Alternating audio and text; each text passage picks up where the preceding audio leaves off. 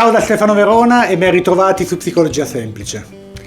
Ditemi la verità, vi è mai capitato di sentire di aver fatto qualche cosa che non condividevate, che non volevate fare o che ritenevate addirittura sbagliato fare sotto la pressione di qualcuno intorno a voi?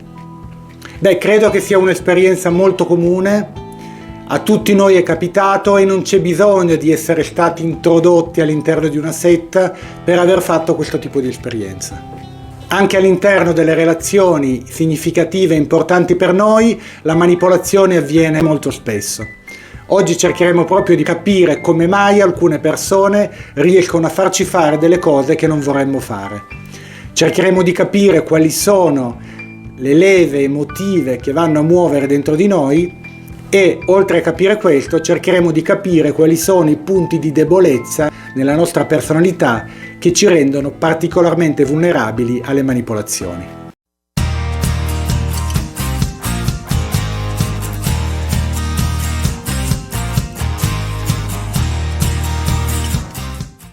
Andiamo a vederle una per una.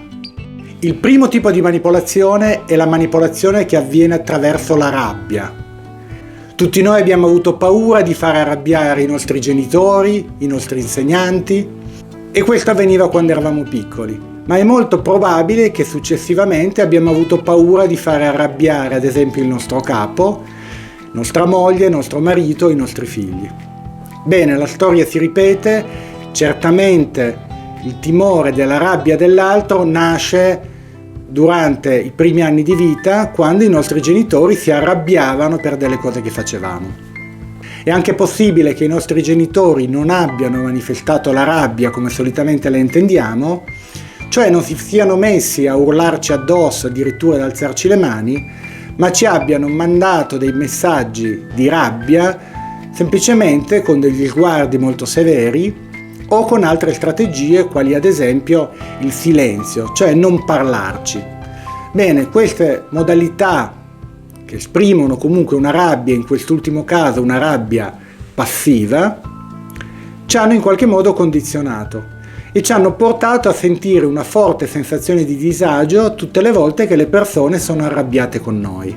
Non si tratta quindi sempre di paura, ma almeno di disagio.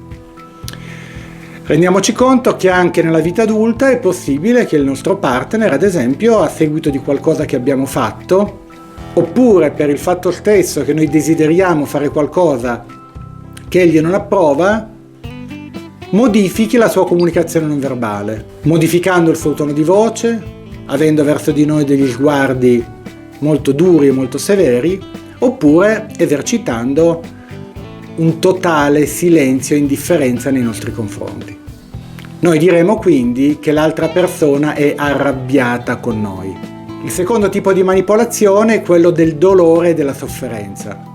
L'altra persona ci fa capire che qualora noi decidessimo di mettere in atto alcuni comportamenti, genereremmo qualche forma di dolore o malessere nell'altro e quindi ci sentiremmo decisamente cattivi.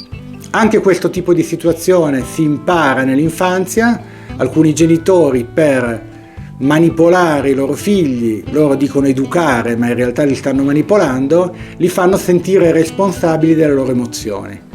Quindi avremo una mamma che dice: se tu fai così mi fai soffrire, se fai così mi fai preoccupare. Bene, il bambino imparerà a sentirsi responsabile o addirittura colpevole delle emozioni del genitore. Se vi interessa approfondire il tema del senso di colpa, andate a vedere il video che ho recentemente pubblicato.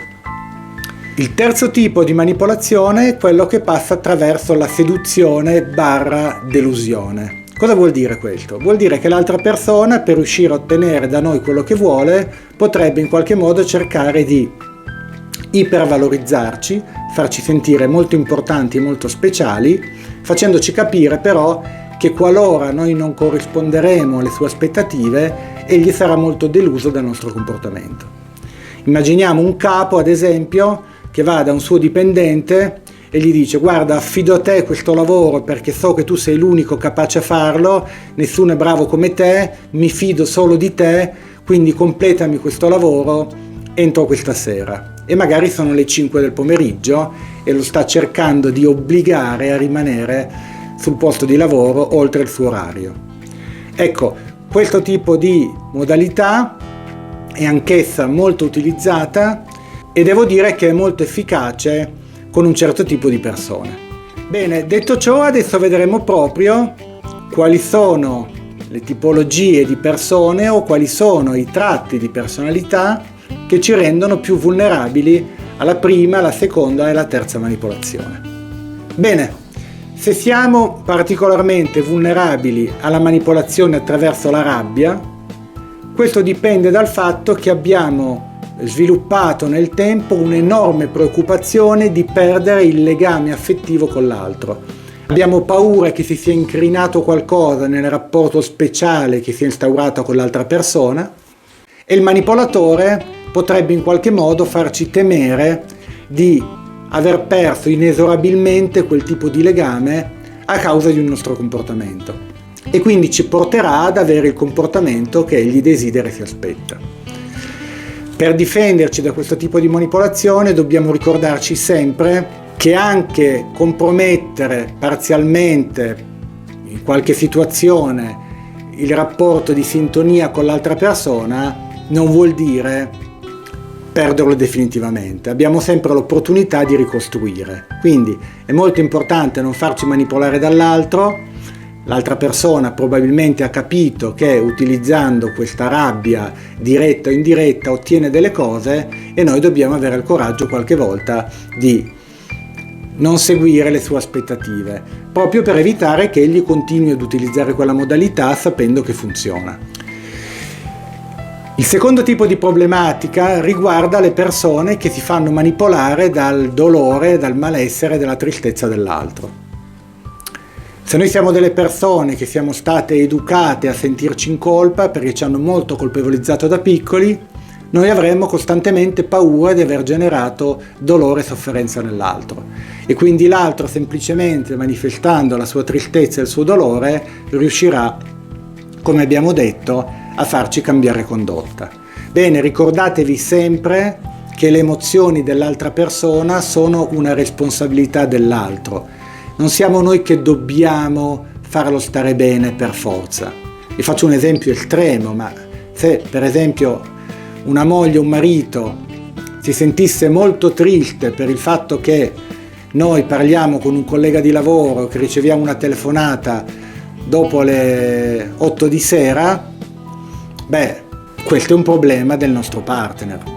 È lui che deve in qualche modo imparare a tollerare le sue insicurezze, la sua paura che si possa sviluppare qualche tipo di relazione con altre persone, paura che venga invaso lo spazio della famiglia e quindi questo è un problema del nostro partner, non deve diventare un nostro problema. Quindi qualora noi abbiamo un comportamento coerente con i nostri valori e coerente anche con i nostri desideri, obiettivi o necessità, dobbiamo sentirci molto tranquilli e non dobbiamo appunto permettere all'altro, utilizzando la tristezza o il suo malessere, di far diventare questa sua fragilità qualcosa di cui dobbiamo occuparci noi, se no ne rimarremo schiavi per sempre. La terza caratteristica di personalità che può renderci vulnerabili alla manipolazione è quella proprio legata alla seduzione.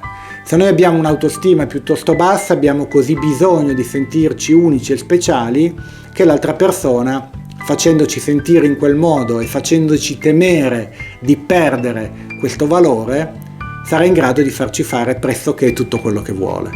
Quindi attenzione a chi ci seduce, a chi ci ipervalorizza oltre quello che noi riteniamo di essere, perché è possibile che voglia semplicemente incoraggiarci, ma è anche possibile che stia utilizzando quel tipo di comportamento per ottenere da noi delle cose, e questo facendoci temere di perdere il valore che l'altra persona ci dà a causa di un comportamento che non è allineato con le sue aspettative. Bene, spero che questo vi abbia chiarito come funziona la manipolazione nelle relazioni interpersonali. Se avete bisogno di più esempi, magari legati al rapporto marito-moglie o comunque partner, o con i figli, con i genitori, o con il datore di lavoro, scrivetemelo nei commenti e io sarò felice di fare un video dedicato con tanti esempi pratici. Mi raccomando, mi rivolgo a voi, Molti di voi seguono questi video ma non sono iscritti al canale, vi prego di farlo, lasciate un commento che per me è molto importante poiché l'algoritmo di YouTube diffonde i video che ricevono molti commenti. Quindi ho piacere di sentire la vostra opinione e di far lavorare bene l'algoritmo in modo tale che il mio lavoro possa proseguire ed andare a più persone possibili. Vi ringrazio, vi auguro una buona settimana e ci vediamo al prossimo video. Ciao!